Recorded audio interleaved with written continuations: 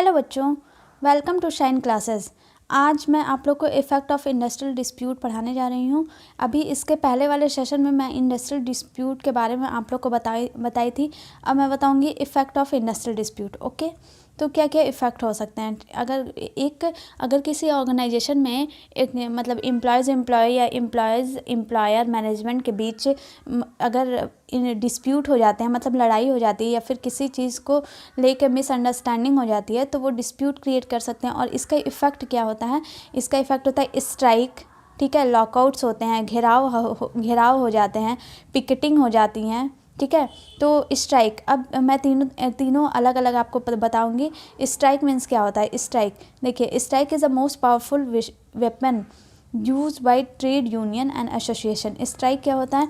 इस देखिए, जब ट्रेड यूनियन और उनका एसोसिएशन एक स्ट्राइक पर बैठ जाता है, ठीक है, किसी अपने मतलब टर्म्स एंड कंडीशन को फुलफ़िल करने के लिए, जो भी उनकी डिमांड है वो पूरी करने के लिए वो स्ट्राइक का यूज़ करते हैं, ठीक है। स्ट्राइक होता है। स्ट्राइक कितने टाइप का होता है? इकोनॉमिक स्ट्राइक, एक होता है इकोनॉमिक स्ट्राइक कि हाँ इकोनॉमिकली स्ट्राइक कर दिए, ठीक है। एक सिंपैथेटिक, किसी सिंपैथी में स्ट्राइक होने लगा, ठीक है।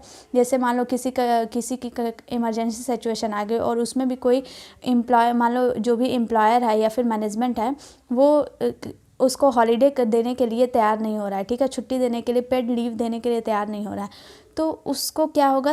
उसके लिए, और मान लो जो बाकी के सभी एम्प्लॉय हैं उसके लिए खड़े, मतलब उसके लिए आगे बढ़ें कि नहीं, इनको इमरजेंसी है, आप इनको पेड लीव प्रोवाइड कीजिए, ठीक है। ये एग्जांपल है, और भी तरह का लीव हो सकता है।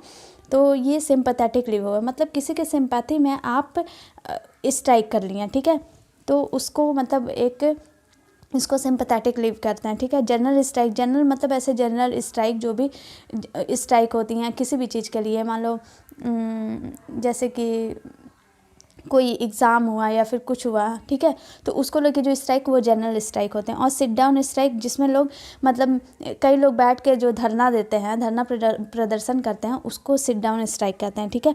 फिर हंगर स्ट्राइक जब मतलब भूखे प्यासे लोग मतलब वहाँ पे स्ट्राइक पे बैठ जाते हैं कि हमारी मांग पूरा करो, नहीं तो मैं मतलब यहीं पे भूख से मर जाऊँगा, ठीक है। ऐसे वाली स्ट्राइक आप लोग देखे होंगे कई बार, मतलब पब्लिक में कई बार होते हैं, तो इसको हंगर स्ट्राइक कहते हैं, ठीक है। कि कुछ खाए पिए बिना कुछ खाए पिए आप स्ट्राइक पे बैठे हुए हैं कि अब मेरी डिमांड, उनकी जो भी मतलब डिमांड है, जो भी डिस्प्यूट का रीज़न है, उसको रिजॉल्व करने के लिए। ओके, तो ये सारे हो गए स्ट्राइक के टाइप्स, ठीक है।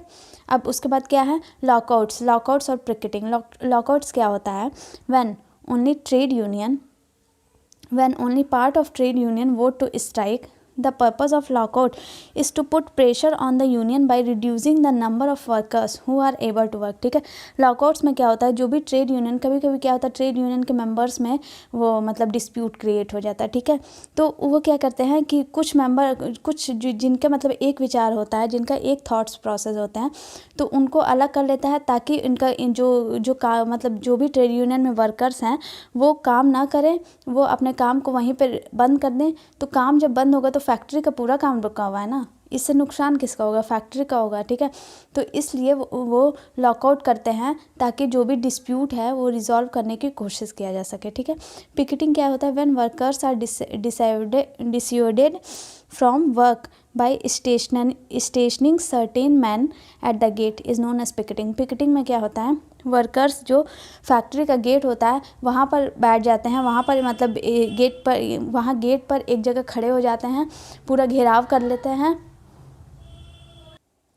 देखो, तो यही पिकेटिंग होता है, जिसमें मतलब जो गेट के पास वो सारे मतलब जितने भी एम्प्लॉयज़ हैं वो एक स्टैंड आउट कर मतलब ये दिखा है ना, स्टेशनिंग, इसका मतलब वहाँ पे खड़े हो जाते हैं वो अपनी डिमांड पूरी करने के लिए, ठीक है। जो भी डिस्प्यूट का रीज़न है उसको रिजॉल्व करने के लिए कि हाँ ये चीज़ ये हमें चाहिए और ये आप इस प्रॉब्लम को मेरी सॉल्व कीजिए, ठीक है। तो ये होता है पिकेटिंग।